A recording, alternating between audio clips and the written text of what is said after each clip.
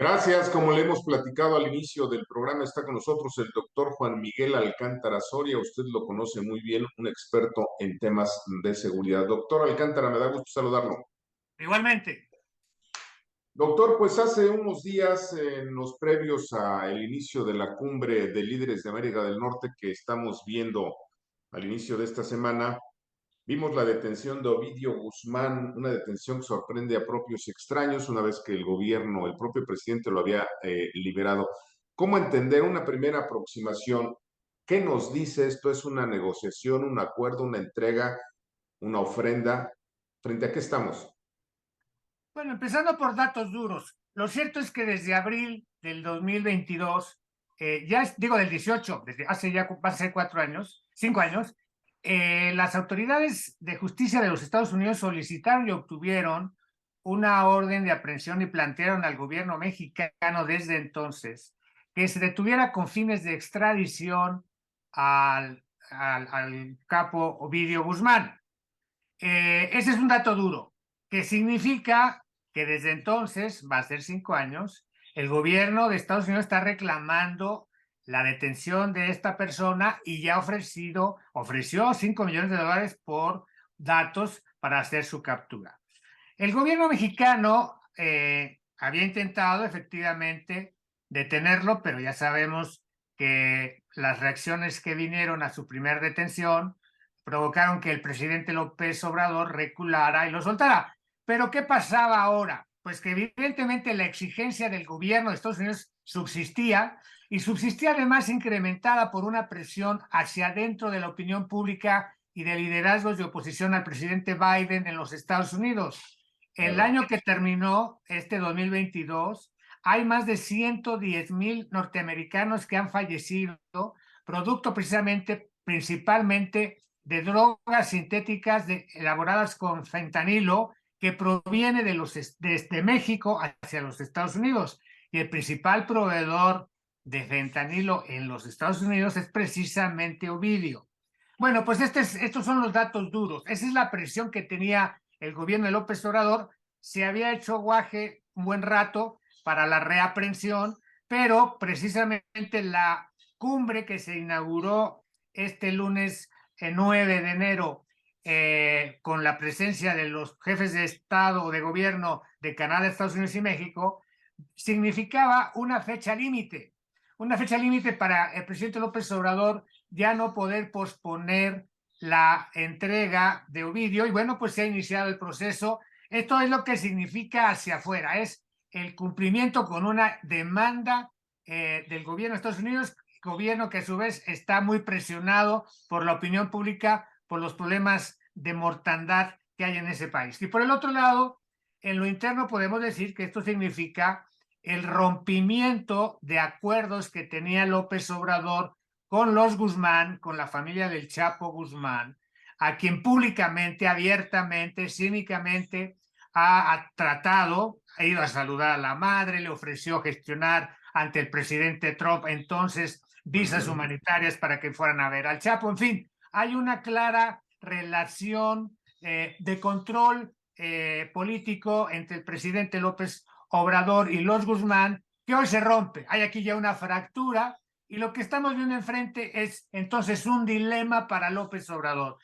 Una vez que entregue a Ovidio, ahí la va a dejar o se verá obligado a tener una real estrategia de contención ante el narcotráfico, que significaría irse ahora por las estructuras, por los sistemas de distribución, producción de drogas hacia los Estados Unidos, lo cual implicaría cambiar totalmente su estrategia, que hoy por hoy está fracasada, la de abrazos y no balazos. Esa era la siguiente pregunta, precisamente. ¿Estamos ante el fin de esta estrategia o es simplemente una simulación con fines diplomáticos?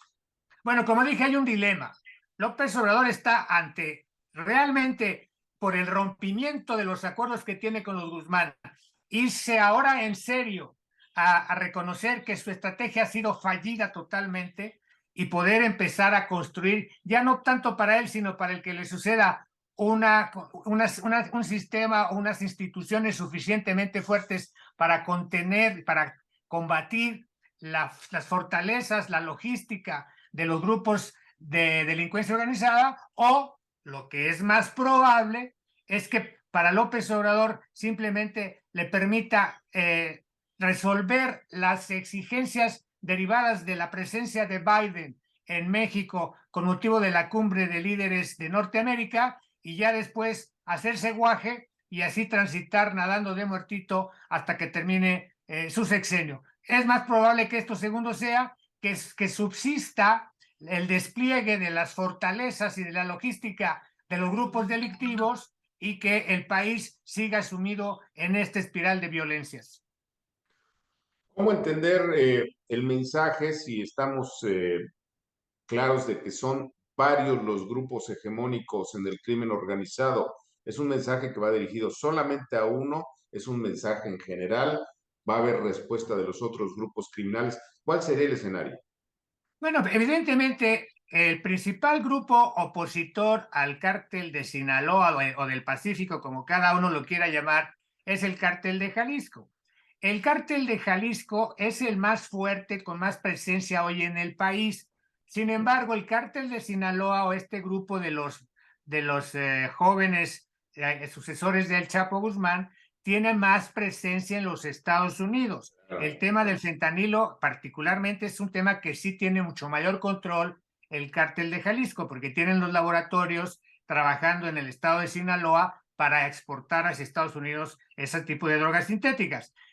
Lógicamente, esto se vuelve una oportunidad para el cártel de Jalisco, el buscar incrementar su dominio territorial, no solo en México, sino sobre todo en los Estados Unidos, donde ellos sí están en desventaja frente al cártel de Sinaloa. Entonces, por supuesto, desde esta óptica, como el presidente ahora solo había de alguna manera afectado al cártel de Jalisco, bueno, pues ahora parece que se empiezan a equilibrar algunas acciones de contención frente a con quien tenía su alianza más visible, que era con el cártel de Sinaloa. Por lo tanto, podemos esperar que las violencias se incrementen incluso por la búsqueda que hará seguramente el cártel de Jalisco de las lealtades que tengan duda de seguir con el cártel de Sinaloa o el cártel del Pacífico, para alinearlas, para tenerlas incondicionales a favor del cártel de Jalisco. Doctor Juan Miguel Alcántara Soria, hay una discusión al interior de pues, las fuerzas castrenses. Los reportes periodísticos de la detención hablan de que estuvo la Marina. Sin embargo, el informe oficial lo dio el secretario de la Defensa, no menciona a la Marina. Y además, bueno, pues casi se dice que fue una detención fortuita, cuando hay versiones también periodísticas de quienes estuvieron en el lugar, de que había elementos de la DEA encabezando la búsqueda, que ya lo tenían localizado, etcétera. ¿Qué hay sobre esto? Que parece que quieren esconder la mano de Estados Unidos en esta detención. Sí hay una clara intención del presidente López Obrador de hacer creer a la opinión pública nacional que a él no lo deletrea el gobierno norteamericano, puesto que ha sido humillado y públicamente el expresidente Trump ha hablado de que dobló a López Obrador, y hay ahí seguramente alguna susceptibilidad de López Obrador para que no se confirme este deletreo del gobierno de Estados Unidos sobre él. Lo que es cierto es que la institución que es confiable dentro y fuera del país para este tipo de operaciones es la Secretaría de Marina. Tiene las áreas más competentes, entrenadas hace muchos años también por instancias norteamericanas para realizar este tipo de trabajos, mucho en coordinación con la DEA. Cierto que el presidente López Obrador redujo ya la presencia de agentes de la DEA en México, que expulsaron a varios de ellos, pero lo cierto es que precisamente por la venida del presidente Biden se tuvo que haber recuperado la cercanía, el intercambio de información, para precisamente hacer un operativo que tenía que ser eficaz y no podía volver a fallar, como el que anteriormente se había detenido a Ovidio Guzmán. Lo cierto es que se ha filtrado el reclamo del secretario de la Marina al secretario de la Defensa Nacional, precisamente por la manera como han conducido, han manejado y han difundido el resultado de este operativo. y se sabe que la propia Secretaría de Marina ha pedido que no se le involucre en la operación, porque hay un dato muy relevante en el cual mintió abiertamente el secretario de la Defensa Nacional el día 6 de enero cuando se dio el reporte de lo que había sucedido el día anterior, el 5 de enero.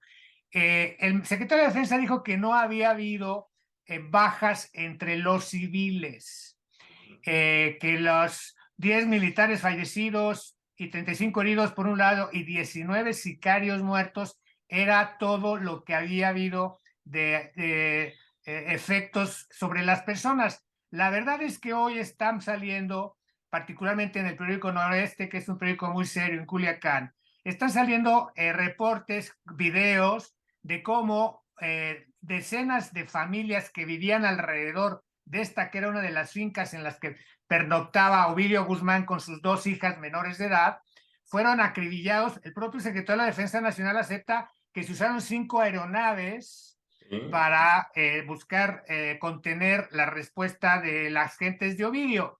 Y se sabe que, por un lado, desde un helicóptero militar se hirieron a 2 escoltas del secretario de Seguridad Pública de Sinaloa, eso ya se ha reconocido, pero lo que no han reconocido es a las decenas de civiles que fueron heridos, y no se sabe si también algunos muertos y desaparecidos, que eran vecinos en esa ranchería, en esa comunidad rural de la ciudad de Culiacán. Bueno, pues ahí tenemos por investigar esos otros daños colaterales, pero que explican precisamente por qué la Secretaría de Marina se quiere desligar del resultado de este operativo. Desafortunadamente se nos terminó el tiempo, doctor Juan Miguel Alcántara Soria. En otro momento seguimos platicando. Gracias. Con mucho gusto. ¿Qué le parece una estupenda conversación? No se vaya, todavía tenemos más.